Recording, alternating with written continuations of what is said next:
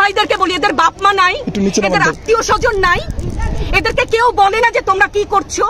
Bullet আপনি দেখেছেন বাবা মায়ের আর্তনাদ? উঠবা না, ভয় পাবা না। তোমাদের শিক্ষক আমরা লজ্জা পাই, তোমাদের থেকে শিখেছি। মানুষ করার জন্য আমাদের কাছে শিক্ষকদের কাছে পাঠিয়েছিল, কি জবাব দিব? আমার তো কোনো মুখ নাই, আমি শিক্ষক, আমার ভাষা নাই, তাদের কাছে হাত জোড় করে মাপ চাই, নিরাপত্তা দিতে পারি নাই। কিসের গুলিতে, সন্ত্রাসীর গুলিতে, আওয়ামী লীগের পোশাক, এই ছাত্রলীগের কর্মীর গুলিতে, আর একটা কোনো ছাত্রের হাতে কোনো অস্ত্র দেখান। আমার মুগ্ধ মরলো কেন? ওই ছোট ছোট বাচ্চাগুলো মরলো কেন? আমার ছাত্রের কলার চেপে করলেন কেন আপনারা? এই সমস্ত ভয় আর দেখিয়েন না, অনেক হয়েছে, আর না, আর না।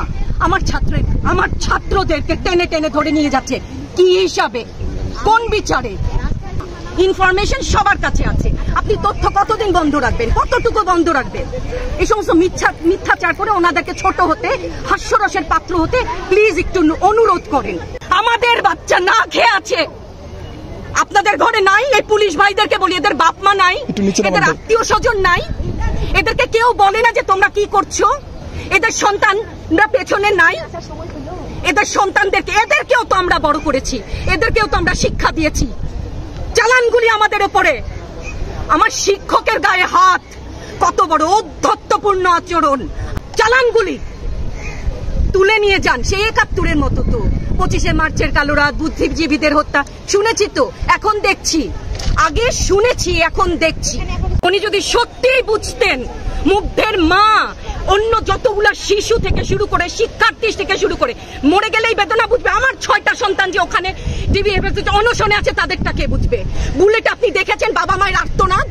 অভিশাপ আসমান কাঁপে, আপনাদের কাঁপে না? তার কাঁপে না? অভিশাপের ভয় হয় না?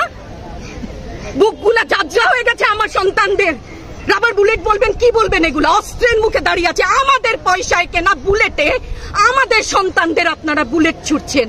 পুলিশ ভাইদেরকে বলি, ভেতরে তো আপনিও মানুষ, পুলিশ ভাই বলি না, ক্ষমা করবেন, মুখ থেকে বার হয়ে গেছে। তাদের ঘরেও সন্তান আছে, তাদের খোলসের ভিতরেও মানুষ। যারা এখনো ঘরে আছেন তারাও জানেন আর কতদিন ভয় পাবেন। ভয়েই থাকেন, একটা মারবেন ১০টা আসবো, ১০টা মারবেন লক্ষ আসবো। সারা দেশের মানুষ, মা বাপ সব একসাথে দাঁড়াবো।